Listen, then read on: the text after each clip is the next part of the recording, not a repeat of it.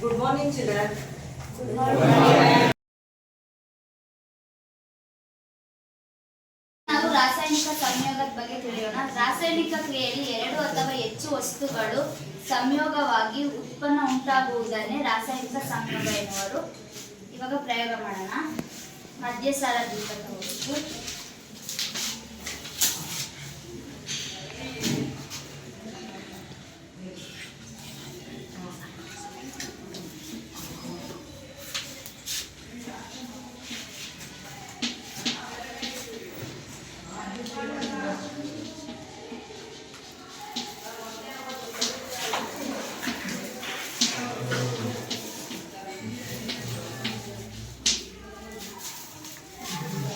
ಏನಾಗ್ತಾ ಇದೆ?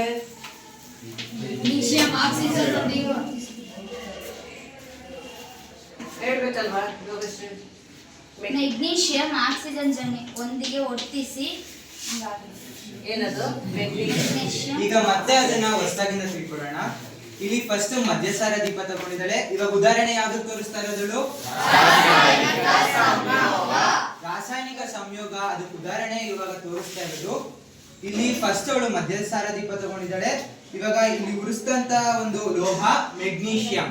ಯಾವುದು? ಮೆಗ್ನೀಷಿಯಂ ಅನ್ನ ಇಲ್ಲಿ ಸ್ಪಿರಿಟ್ ಲ್ಯಾಂಪ್ ಅಲ್ಲಿ ಮಧ್ಯಸಾರ ದೀಪದಲ್ಲಿ ಉರಿಸೋಕೆ ಏನ್ ಬೇಕು? ಆಕ್ಸಿಜನ್. ದಹನ ಕ್ರಿಯೆಗೆ ನಾವು 9ನೇ ಕ್ಲಾಸ್ ಅಲ್ಲೆಲ್ಲ ಕಲ್ತ್ಕೊಂಡ್ ಬಂದಿದೀವಿ.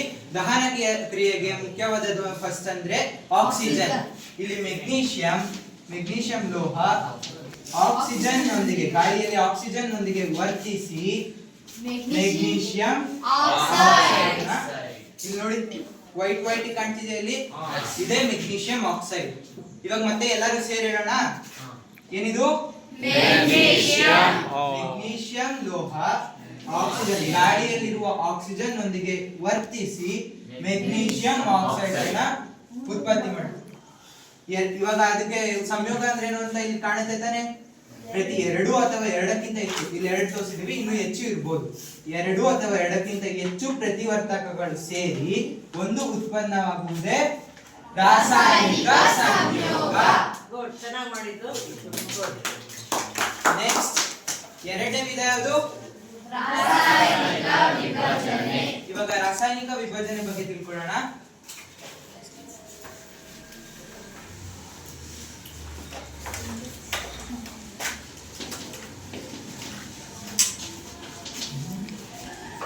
ಇವಾಗ ಫಸ್ಟ್ ಒಂದು ಪ್ರಣಾಳ ತಗೊಂಡಿದೀವಿ. ಪ್ರಣಾಳಕ್ಕೆ ಪುಡಿ ಮಾಡ್ಕೊಂಡಿರುವಂತಹ ಸುಣ್ಣದ ಉಂಡೆ, ಮಾಮೂಲಿ ಸುಣ್ಣ ತಗೊಂಡಿವಲ್ಲ, ಅದನ್ನ ಸ್ವಲ್ಪ ಹಾಕೋಣ. ಪುಡಿ ಮಾಡ್ಕೋಬೇಕು.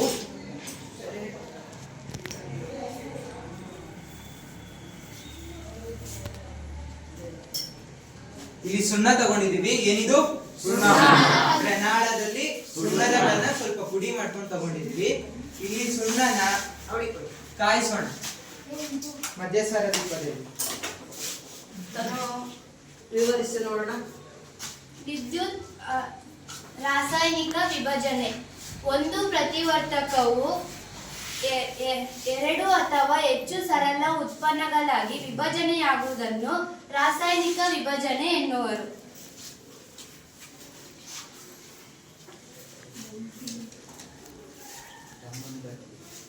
ಇವಾಗ ನೋಡ್ತಾ ಇರೋದು ರಾಸಾಯನಿಕ ವಿಭಜನೆ. ಇಲ್ಲಿ ಪ್ರಣಾಳದಲ್ಲಿ ಸುಣ್ಣ ಇದೆ.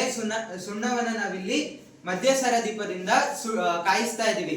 ಇದು ಕಾಯಿಸಿದಾಗ ಸುಣ್ಣ ಹಾಗೆ ಕಾಯ್ತಾ ಅದು ಬಿಸಿಯಾಗಿ ಸುಣ್ಣ ಸಪರೇಟ್ ಆಗಿ ಅನಿಲ ಬಿಡುಗಡೆ ಆಗುತ್ತೆ.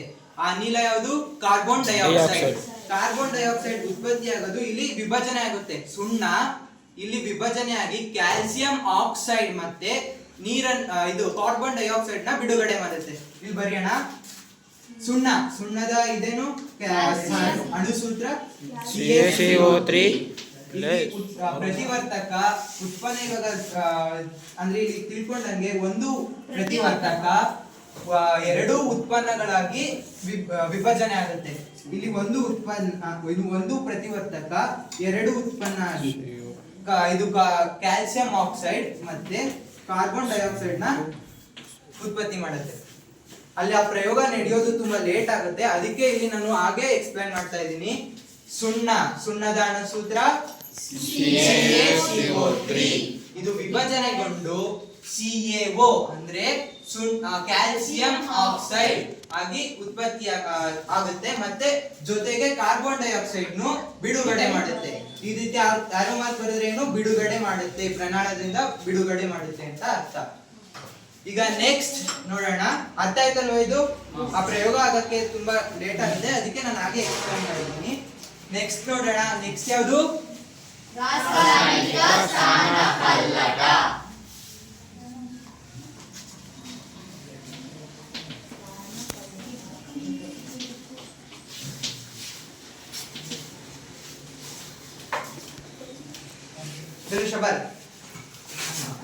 ಈ ರಾಸಾಯನಿಕ ಸ್ಥಾನಪಲ್ಲಟ ಕ್ರಿಯೆಯನ್ನು ನಾವು ನೋಡೋದಕ್ಕೆ ಫಸ್ಟ್ ಒಂದು ಪ್ರಣಾಳ ತಗೊಳ್ಳೋಣ.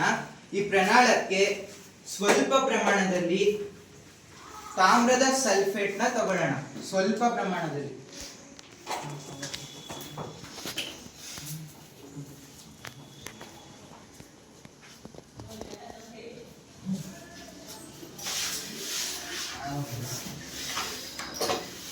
ಈ ತಾಮ್ರದ ಸಲ್ಫೇಟ್ ತಗೊಂಡಿದೀವಿ. ದ್ರಾವಣ ಮಾಡ್ಲಿಕ್ಕೆ ನಾವು 9ನೇ ಕ್ಲಾಸ್ ಅಲ್ಲೆಲ್ಲ ಕಲ್ತ್ಕೊಂಡ್ ಬಂದಿದೀವಿ. ದ್ರಾವಣ ಮಾಡೋದು ಅಂದ್ರೆ ಹೇಗೆ? ದ್ರಾವಕ ಪ್ಲಸ್ ದ್ರಾವಣ ಹೋಗಿ ದ್ರಾವಣ ಆಗುತ್ತೆ. ಇವಾಗ ದ್ರಾವಕ ನೀರನ್ನ ಹಾಕಿ ದ್ರಾವಣ ಆಗುತ್ತೆ. ಇಲ್ಲಿ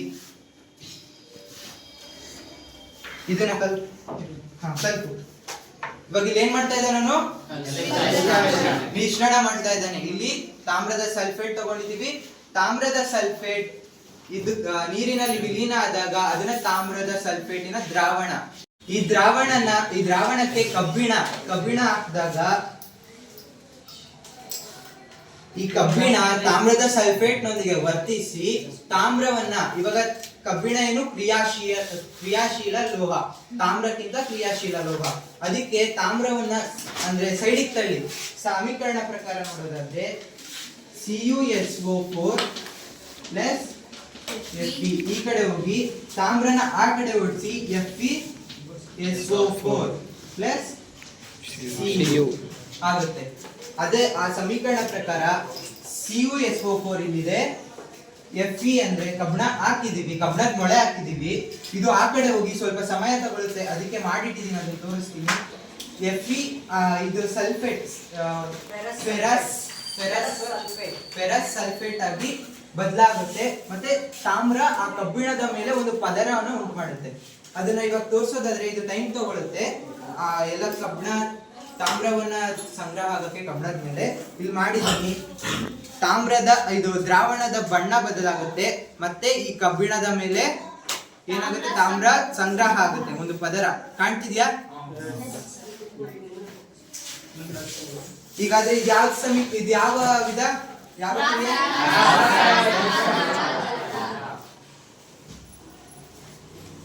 ಇಲ್ಲಿ ಏನ್ ತಗೊಂಡಿದ್ವಿ ಫಸ್ಟ್ ನಾವು? ಯಾವ ದ್ರಾವಣ? ಇದು ಯಾವ ದ್ರಾವಣ? ತಾಮ್ರದ ಸಲ್ಫೇಟ್. ತಾಮ್ರದ ಸಲ್ಫೇಟಿಗೆ ಕಬ್ಬಿಣ ಹಾಕಿದ್ವಿ. ಕಬ್ಬಿಣ ತಾಮ್ರದ ಸಲ್ಫೇಟ್ ನೊಂದಿಗೆ ವರ್ತಿಸಿ ಇಲ್ಲಿ ತಾಮ್ರದ ಕ್ರಿಯಾಶೀಲ ಲೋಹ ಆಗಿರೋದ್ರಿಂದ ಕಬ್ಬಿಣ ತಾಮ್ರವನ್ನು ಸೈಡಿಗೆ ತಳ್ಳಿ ಓಡಿಸಿ ಅದು ಕಬ್ಬಿಣದ ಸಲ್ಫೇಟ್ ಆಗಿ ಪರಿವರ್ತನೆ ಆಗಿ ತಾಮ್ರ ಕಬ್ಬಿಣದ ಮೇಲೆ ಪದರ ಉಂಟು ಮಾಡುತ್ತೆ. ಈಗ ನೆಕ್ಸ್ಟ್ ಒಂದು ಕ್ರಿಯೆ ನೋಡೋಣ. ನೆಕ್ಸ್ಟ್ ಯಾವ ಕ್ರಿಯೆ?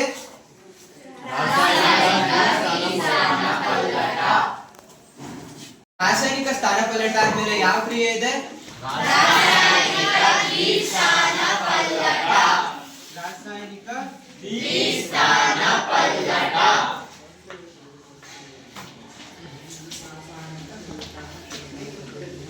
ಈ ಪ್ರಯೋಗ ಮಾಡಕ್ಕೆ ಯಾರು ಬರ್ತೀರಾ? ಬನ್ನಿ.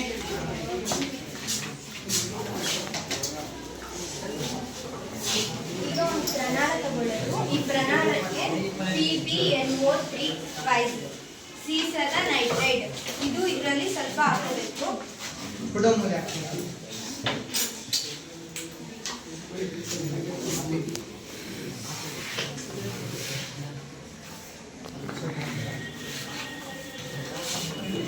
ಈಗ ಇದರೊಳಗೆ ಸೀಸದ ನೈಟ್ರೈಡ್ ಹಾಕಿದೀವಿ. ಇದಕ್ಕೆ ಸ್ವಲ್ಪ ನೀರು ಹಾಕೊಳ್ಳೋದು.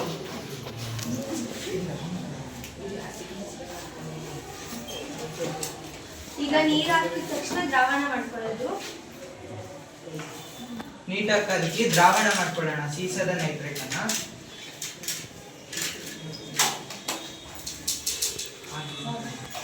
ಇದು ಆಗಿದೆ. ನೆಕ್ಸ್ಟ್ ಇನ್ನೊಂದು ಪ್ರಣಾಳ ತಗೊಳ್ಳೋದು. ಈ ಪ್ರಣಾಳಕ್ಕೆ KI ಪೊಟ್ಯಾಷಿಯಂ ಅಯೋಡೈಡ್.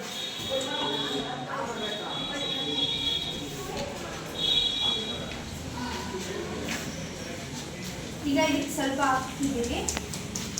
ಈಗ ಇದಕ್ಕೆ ಸ್ವಲ್ಪ ನೀರು ಹಾಕೋಬೇಕು. ಇದನ್ನ ಕಲಸಿಸ್ಬೇಕು.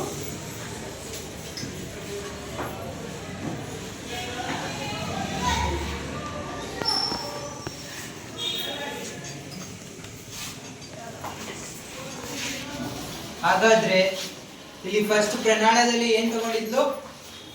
ಸೀಸದ ನೈಟ್ರೇಟ್. ಸೀಸದ ನೈಟ್ರೇಟ್ ಒಂದ್ ಪ್ರಣಾಳದಲ್ಲಿ ದ್ರಾವಣ ಮಾಡ್ಕೊಂಡಿದ್ದಾಳೆ, ಇನ್ನೊಂದ್ರಲ್ಲಿ ಪೊಟ್ಯಾಷಿಯಂ ಅಯೋಡೈಡ್ ದ್ರಾವಣ ಮಾಡ್ಕೊಂಡಿದ್ದಾಳೆ. ಈಗ ನೆಕ್ಸ್ಟ್ ಏನ್ ಮಾಡ್ತಾರೆ ನೋಡಿ. ಇದಕ್ಕೆ ಇದ್ರೊಳಗೆ ಮಿಕ್ಸ್ ಮಾಡಬೇಕು. ಪ್ರನಾಳವನ್ನ ಸರಿಯಾಗಿ ಇಟ್ಕೊಳ್ಬೇಕು. ಕಾಣುವಂತೆ ಹೇಗೆ ಹೇಗೆ ಹೇಮಂತ್ ತೋರ್ಸಪ್ಪ. ಅವ್ರಿಗೆ ಕಾಣ್ಬೇಕಲ್ಲಿ ಎಲ್ಲರಿಗೂ. ಇಲ್ಲ, ಕೆಳಗೆ ನೋಡ್ತಾರೆ ಸ್ವಲ್ಪ ಸ್ವಲ್ಪ ನಿಧಾನವಾಗಿ ಗಮನಿಸಿ.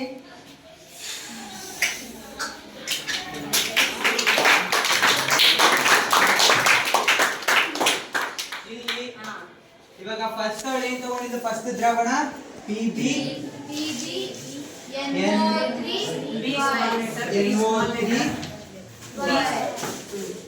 ಟ್ವೈಸ್ ಮತ್ತು KI. ಅದು ವರ್ತಿಸಿ ಎರಡೂ ವರ್ತಿಸಿ ದ್ವಿಸ್ಥಾನ ಪಲಟ. ಅಂದ್ರೆ ಏನು ದ್ವಿಸ್ಥಾನ ಪಲಟ ಅಂದ್ರೆ ಏನು ಅಮೂಲ್ಯ? ಪ್ರತಿವರ್ತಕಗಳ ನಡುವೆ ಆಯಾನು ವಿನಿಮಯ ನಡೆಯುವುದರಿಂದ ದ್ವಿಸ್ಥಾನ ಪಲಟ. ಅಣುಗಳ ನಡುವೆ ಅಯಾನುಗಳ ವಿನಿಮಯಗೊಳ್ಳೋದು. ಹಾಗಾದ್ರೆ ಇಲ್ಲಿ ಅಯಾನುಗಳ ವಿನಿಮಯಗೊಳ್ಳೋಣ. PB ಇಲ್ಲಿ ಅಯೋಡೈಡ್ ಜೊತೆ ಅಂದ್ರೆ ಅಯೋಡೈನ್ ಜೊತೆಗೆ ವರ್ತಿಸಿ ಇಲ್ಲಿ K ಅಂದ್ರೆ ಪೊಟ್ಯಾಷಿಯಂ ನೈಟ್ರೇಟ್ ಆಗುತ್ತೆ, ವರ್ತಿಸುತ್ತೆ. ಎರಡು ಏನಾಗುತ್ತೆ? ಅಯಾನುಗಳ ವಿನಿಮಯ. ಇಲ್ಲಿ ಇವೆರಡು ಇದ್ದಿದ್ದು ಸಪರೇಟ್ ಆಗಿ PbI ಆಯ್ತು. ಇಲ್ಲಿ KNO3 ಸರಿ ಮಾಡಲಿ.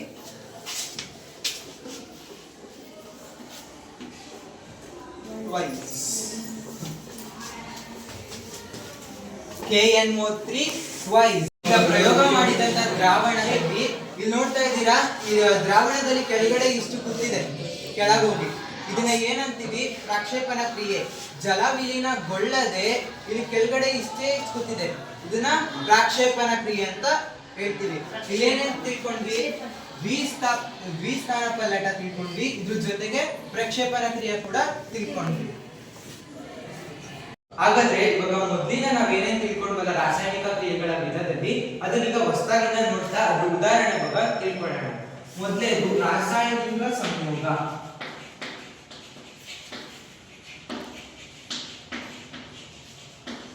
ಎರಡು ಪ್ರತಿವರ್ತಕಗಳು ಸೇರಿ ಒಂದು ಉತ್ಪನ್ನ ಉಂಟು ಮಾಡುವುದೇ ರಾಸಾಯನಿಕ ಸಂಯೋಗ. ಉದಾಹರಣೆಯಂತೆ Mg+O2 MgO. ಹಾಗೆ ಕ್ರಿಯೆ ನಾವು ನೋಡಿದ್ದು ಇದೇನೆ, ಪ್ರಯೋಗ ನೋಡಿದ್ದು ಇದೇನೆ, ಅದರಂತೆ ಇವಾಗ ಅದೇ ಉದಾಹರಣೆ ಬರ್ತಿದ್ದೀನಿ. Mg+O2 MgO. ಈಗ ನೆಕ್ಸ್ಟ್ ಕ್ರಿಯೆ ಬಗ್ಗೆ ತಿಳ್ಕೊಳ್ಳೋಣ. ನೆಕ್ಸ್ಟ್ ಕ್ರಿಯೆ ರಾಸಾಯನಿಕ ವಿಭಜನೆ.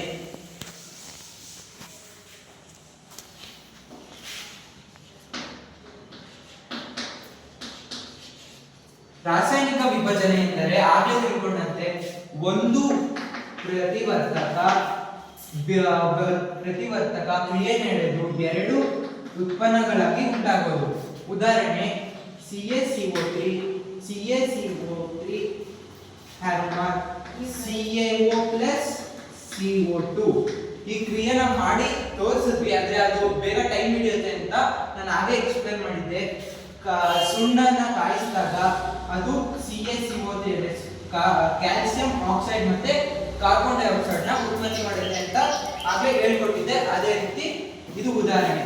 ಹಾಗಾದ್ರೆ ನೆಕ್ಸ್ಟ್ ರಾಸಾಯನಿಕ ಕ್ರಿಯೆ ವಿಧ ತಿಳ್ಕೊಳ್ಳೋದಾದ್ರೆ ಮೂರನೇದು ಸ್ಥಾನ ಪಲ್ಲಟ.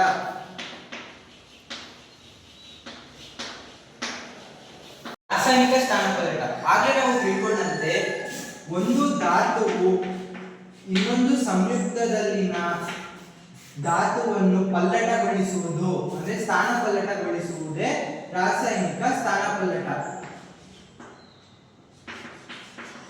ಅಂದ್ರೆ ಇಲ್ಲಿ ಇದು ಒಂದು ಧಾತು, ಇದು ಸಂಯುಕ್ತ.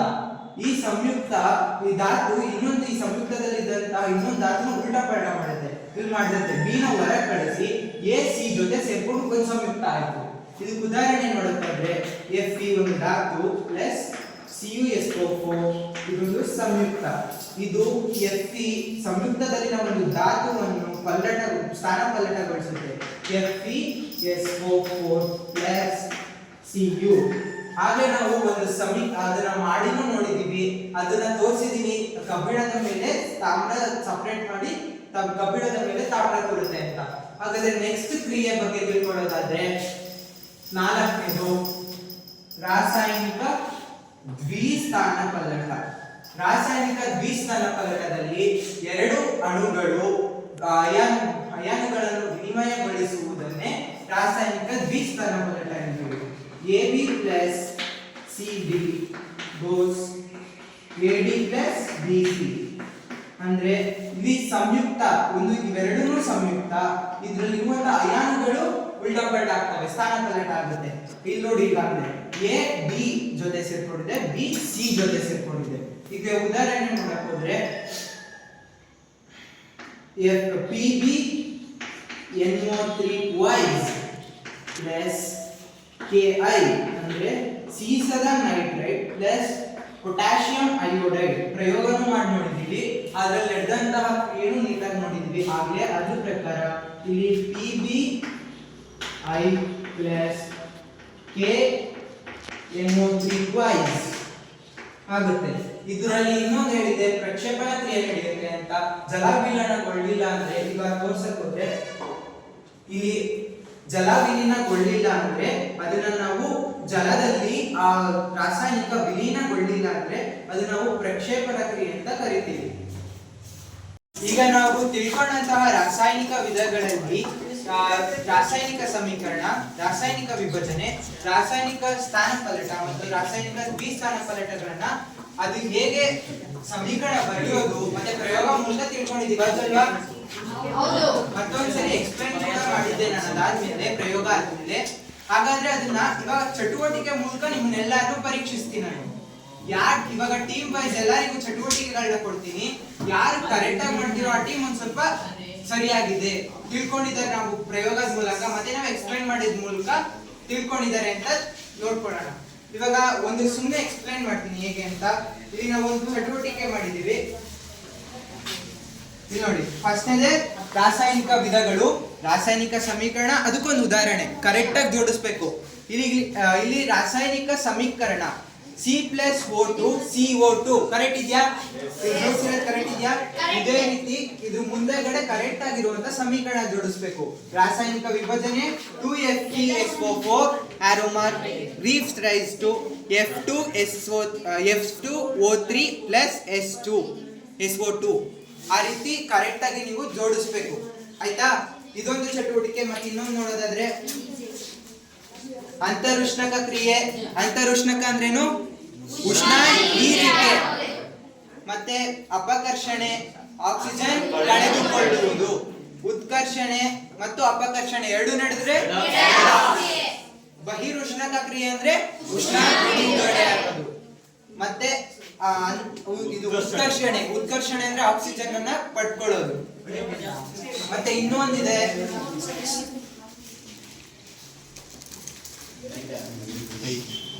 ಯಾವುದು? ರಾಸಾಯನಿಕ ವಿಭಜನೆಯಲ್ಲಿ ವಿಧಗಳು. ಉಷ್ಣ ವಿಭಜನೆಯಿಂದ ಮತ್ತೆ ವಿದ್ಯುತ್ ವಿಭಜನೆಯಿಂದ ದ್ಯುತಿ ವಿಭಜನೆ ಮತ್ತೆ ಬಹಿರುಷ್ಣಕ ಮತ್ತೆ ಬಹಿರುಷ್ಣಕ ಇದೆ. ಅದ್ರ ಬಗ್ಗೆ ಎಲ್ಲ ಕೊಡ್ತೀನಿ, ನೀವು ಜೋಡಿಸ್ತಾ ಹೋಗಿ. ಅಂದ್ರೆ ಇವಾಗ ಉಷ್ಣ ವಿಭಜನೆ ಯಾವುದು? ವಿಭಜನೆ ಅಂದ್ರೆ ಗೊತ್ತಲ್ವಾ? ಒಂದು ಸಂಯುಕ್ತ ವಿಭಜನೆಗೊಂಡು ಎರಡು ಉತ್ಪನ್ನಗಳಾಗಿ, ಒಂದು ಪ್ರತಿವರ್ತಕ ವಿಭಜನೆ ಆಗಿ ಎರಡು ಉತ್ಪನ್ನ ಆಗಿ ವಿಭಜನೆ ಆಗೋದೇ ರಾಸಾಯನಿಕ ವಿಭಜನೆ ಅಂತ ಗೊತ್ತು. ಅದನ್ನಿಲ್ಲಿ 4 ರೀತಿ ವಿಭಜನೆ ಮಾಡ್ತಾರೆ. ಉಷ್ಣ ಕೊಟ್ರೆ ವಿಭಜನೆ ಆಗುತ್ತೆ ಒಂದು, ಬೆಳಕಿನಿಂದ ಇನ್ನೊಂದು ವಿಭಜನೆ ಆಗುತ್ತೆ, ದ್ಯುತಿ ಅಂದ್ರೆ ಬೆಳಕು, ಮತ್ತೆ ಇನ್ನೊಂದು ಯಾವುದು ವಿದ್ಯುತ್ ವಿಭಜನೆ ಆಗುತ್ತೆ. ಈ ರೀತಿ ವಿಭಜನೆಗಳಲ್ಲಿ ಇಲ್ಲಿದೆ, ಅದ್ರ ಉದಾಹರಣೆ ಇಲ್ಲಿದೆ, ಅದನ್ನ ನೀವು ಜೋಡಿಸ್ತಾ ಹೋಗಿ. ಈಗ ಒಂದೊಂದೇ ಕೊಡ್ಲಾ? ಮತ್ತೆ ಟಾರ್ಜಿಯ ಇಲ್ಲಿ ಒಂದು ತ್ರಿಭುಜ ಇದೆ, ಇದು ಚಿಕ್ಕ ತ್ರಿಭುಜ, ಇದು ಜೋಡಿಸ್ತಾ ಹೋದ್ರೆ ದೊಡ್ಡ ತ್ರಿಭುಜ ಆಗಿ ಜೋಡಿಸ್ಬೇಕು ಹೀಗೆ. ಆದ್ರೆ ಇಲ್ಲಿ ನೀವೇನ್ ಮಾಡ್ಬೇಕು, ಸುಮ್ಮನೆ ತ್ರಿಭುಜ ಮಾಡ್ತೀವಿ ಅಂತ ದೊಡ್ಡ ತ್ರಿಭುಜ ಮಾಡೋದಲ್ಲ, ಅದ್ರ ಕೆಳಗಡೆ ಇಲ್ಲೊಂದು ಪ್ರಶ್ನೆ ಇದೆ. ಏನಂತ ನಿಮಗೆ ಇಲ್ಲಿ ದೂರದಿಂದ ಕಾಣ್ತಾ ಇರಲ್ಲ, ರಾಸಾಯನಿಕ ಸಂಯೋಗ. ಈ ರಾಸಾಯನಿಕ ಸಂಯೋಗಕ್ಕೆ ಒಂದು ಉದಾಹರಣೆ ಇರುತ್ತೆ, ಇದರಲ್ಲಿ ಇಷ್ಟು ತ್ರಿಭುಜದಲ್ಲಿ ಒಂದು ಉದಾಹರಣೆ ಇರುತ್ತೆ. ಆ ಉದಾಹರಣೆ ತಂದು ನೀವು ಜೋಡಿಸ್ಬೇಕು. ಇಲ್ಲಿದೆ ನೋಡಿ, ಒಂದು ಇವಾಗ ಇದೆ C+O2 CO2. ಇದನ್ನ ರಾಸಾಯನಿಕ ಸಮೀಕರಣ ಅಂತ ಇರೋದ್ರ ಕೆಳಗಡೆ ಈಗ ಇಡಬೇಕು. ಆದ್ರೆ ನೆಕ್ಸ್ಟ್ ಇವಾಗ ಇಲ್ಲಿ ಪಕ್ಕದಲ್ಲಿ ಮತ್ತೊಂದು ಪ್ರಶ್ನೆ ಇದೆ, ರಾಸಾಯನಿಕ ಸ್ಥಾನಪಲ್ಲಟ. ರಾಸಾಯನಿಕ ಸ್ಥಾನಪಲ್ಲಟಕ್ಕೆ ಇಷ್ಟು ತ್ರಿಭುಜದಲ್ಲಿ ಯಾವ್ದು ಉದಾಹರಣೆ ಇದೆ ಅಂತ ಹುಡುಕಿ ಅದ್ರ ಕೆಳಗಡೆ ಈಗ ಇಡಬೇಕು. ಮತ್ತೆ ಈ ಕಡೆ ಒಂದಿದೆ CaCO3 gives rise to CaO plus CO2. ಇದು ಯಾವ್ದಕ್ಕೆ ಉದಾಹರಣೆ? ಮತ್ತೊಂದ್ಸರಿ ಹೇಳ್ತೀನಿ, ನೀವೇ ಉತ್ತರ ಕೊಡಿ. CaCO3 gives rise to CaO plus CO2. ರಾಸಾಯನಿಕ ವಿಭಜನೆ ಇಲ್ಲಿ ಎಲ್ಲಿದೆ ಅಂತ ಹುಡುಕಿ ಇದ್ರ ಕೆಳಗಡೆ ಈಗ ಇಡ್ಬೇಕು, ಹೀಗೆ ಸುಮ್ಮನೆ ಹೀಗೆ. ಆಯ್ತಾ? ಇವಾಗ ಇದನ್ನ ಕೊಡ್ತೀನಿ ಒಂದೊಂದೇ ಟೀಮಿಗೆ, ನೀವು ಮಾಡಬೇಕು.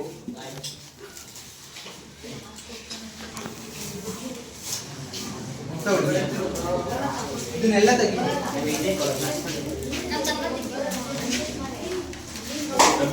ಆ ಕಡೆ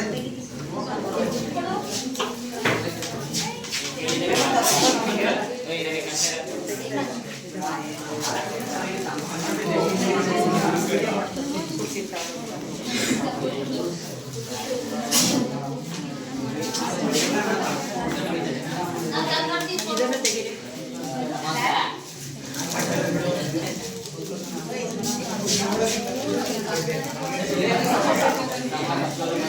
ಸರಿಯಾಗಿತ್ತು, ಎಲ್ಲ ಮಿಕ್ಸ್ ಮಾಡ್ಕೊಳ್ಳಿ.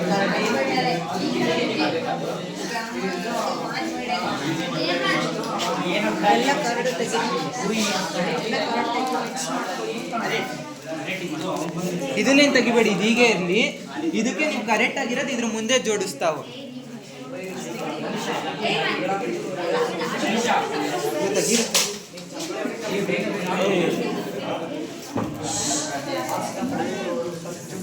ಇಲ್ಲ ತೆಗ್ದ್ಬಿಟ್ಟು ಕರೆಕ್ಟ್ ಆಗಿರೋದು ನಿಮ್ಮ ಟೀಮ್ ಅವ್ರ ಹತ್ರ ಜೋಡಿಸಿ.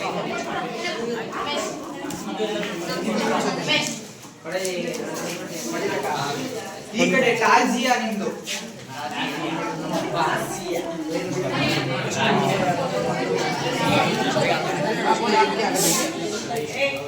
ಓಯ್ ತೆಗಿಬೇಕಲ್ಲ.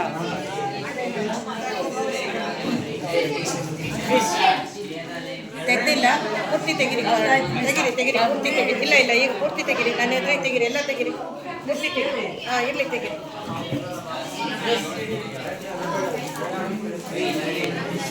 ಇಲ್ಲಿಗೆ ಟಾರ್ಜಿಯಾ ಹೇಳ್ಬಿಟ್ಟಿದ್ದೀನಲ್ಲ, ಗೊತ್ತಿದೆ ಅಲ್ವಾ ಹೇಗೆ ಜೋಡಿಸೋದು ಅಂತ.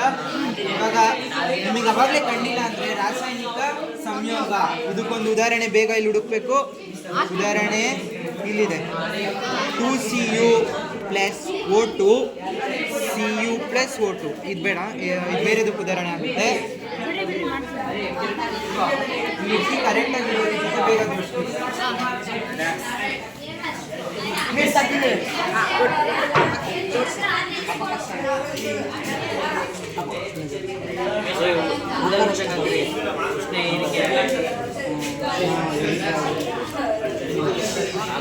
ಅಪಕರ್ಷಣೆ, ಆಕ್ಸಿಜನ್ ಕಳೆದುಕೊಳ್ಳುವುದು.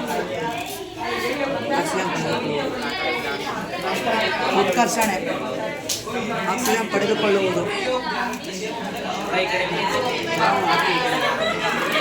ಮೂರನೇದಕ್ಕಿದು ಉತ್ಕರ್ಷಣೆ. ರೆಡಾಕ್ಸ್, ಇದು ಉತ್ಕರ್ಷಣ ಅಪಕರ್ಷಣ ರೆಡಾಕ್ಸ್. ಉತ್ಕರ್ಷಣ ಅಪಕರ್ಷಣ ರೆಡಾಕ್ಸ್. ಇದು ಬಹಿರುಷ್ಣಕ, ಬಹಿರುಷ್ಣಕ, ಉಷ್ಣ ಬಿಡುಗಡೆ. ಓಕೆ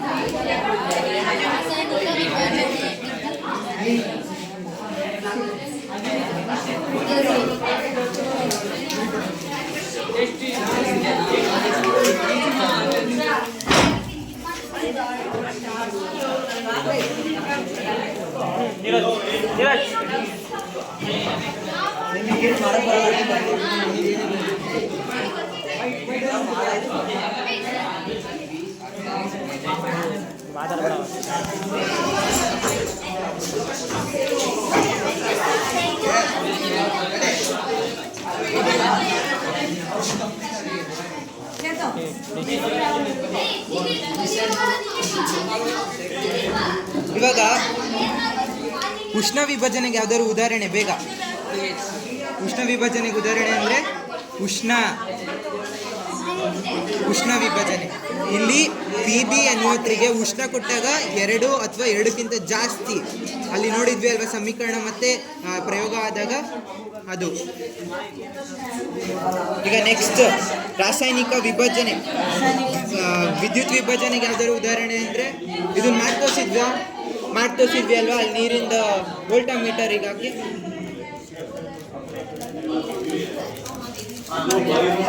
ನೆಕ್ಸ್ಟ್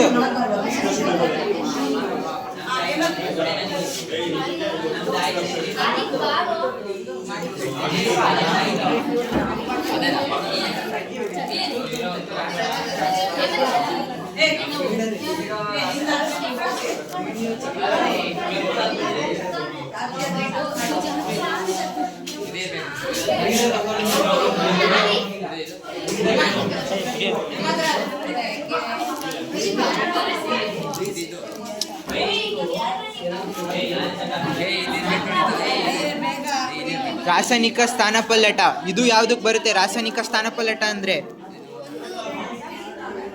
ಒಂದ್ಸಲಿ ರಾಸಾಯನಿಕ ಸ್ಥಾನಪಲ್ಲಟ ಅಂದ್ರೇನು? ಇನ್ನೊಂದು ಧಾತುವು ಸಂಯುಕ್ತದಲ್ಲಿನ ಒಂದು ಧಾತುವನ್ನು ಪಲ್ಲಟಗೊಳಿಸೋದು. ಸಂಯುಕ್ತದಲ್ಲಿ ಪಲ್ಲಟಗೊಳಿಸಿರೋ ಶ್ರೀ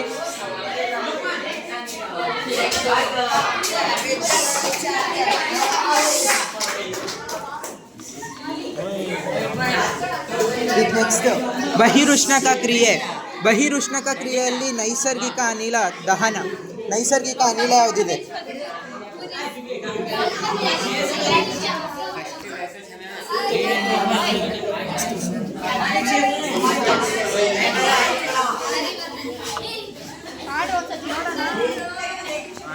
ಇವಾಗ ಇದು ಸರಿ ಇದೆ ಅಂತ ನೋಡೋಣ. ಅಪಕರ್ಷಣೆ. ಅಪಕರ್ಷಣೆ ಅಂದ್ರೇನು? ಆಕ್ಸಿಜನ್ ಕಳೆದುಕೊಳ್ಳುವುದು. ಇವಾಗ ಸಮೀಕರಣದಲ್ಲಿ ನೋಡೋಣ ಕಳೆದುಕೊಂಡಿದ್ಯಾ ಅಂತ. CuO+H2 arrow mark Cu+H2O. ಇಲ್ಲಿ Cu ಆಕ್ಸಿಜನ್ನ ಕಳೆದುಕೊಂಡಿದೆ, ಅದಕ್ಕೆ ಅಪಕರ್ಷಣೆ ನಡೆದಿದೆ. ಇಲ್ಲಿ ಉತ್ಕರ್ಷಣೆ ಅಂದ್ರೇನು? ಆಕ್ಸಿಜನ್ ಪಡೆದುಕೊಳ್ಳುವುದು. 4Na+H2 4Na.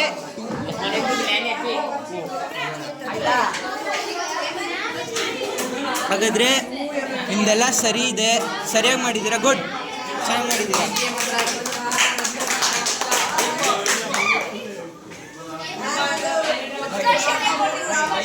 ಇವಾಗ ಅಂತರುಷ್ಣಕ ಕ್ರಿಯೆ ಅಂದ್ರೆ ಯಾವುದು?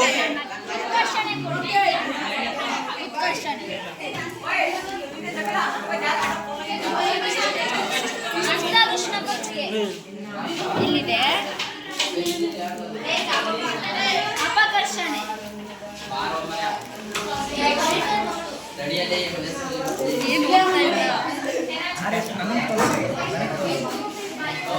ಉತ್ಕರ್ಷಣೆ ಮತ್ತು ಅಪಕರ್ಷಣೆ. ಬಹಿರುಷ್ಣಕ ಕ್ರಿಯೆ.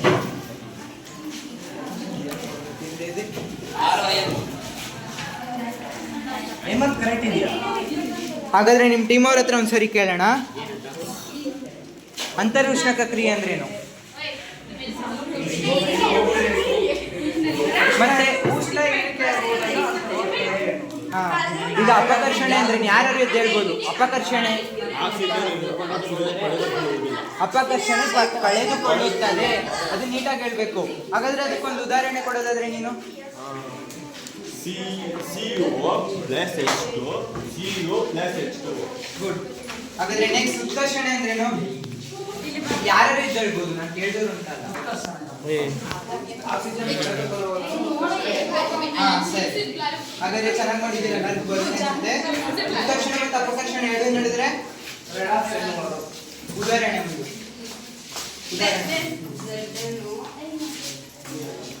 ಉದಾಹರಣೆ ರೆಡಾಕ್ಸ್ಗೆ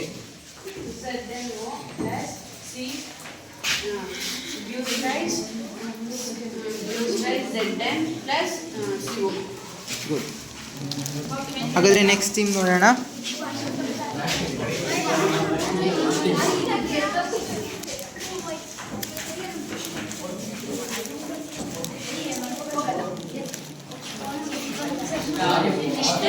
ನಮ್ಗೆ ಚೆನ್ನಾಗಿ ಬಂದಿರುತ್ತೆ.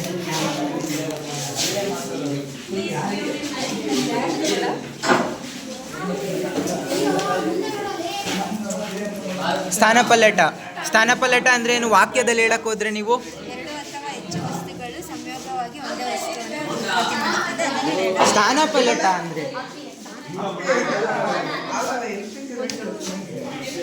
ಸ್ಥಾನಪಲ್ಲಟ ಅಂದ್ರೆ ಹೇಳಿದ್ನಲ್ಲ ಏನು?